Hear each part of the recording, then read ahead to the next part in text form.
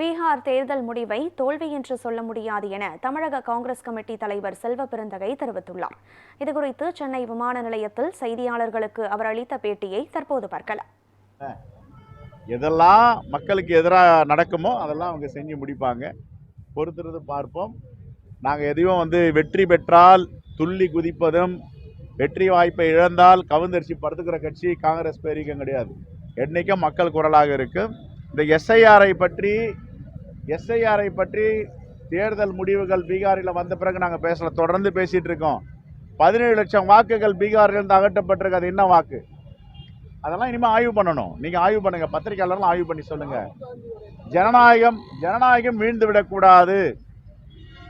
ஜனநாயகம் வீழ்வதற்கு யாரும் அனுமதிக்க கூடாது. ஜனநாயகம் வென்றெடுக்க வேண்டும். யாராவது ஜனநாயகத்தை வீழ்த்த நினைச்சாங்கன்னா மக்கள் வெகுண்டு எழ வேண்டும். இதுதான் ஜவஹர்லால் நேருவுடைய பிறந்த நாளில் எங்களுடைய பிரகடனம்.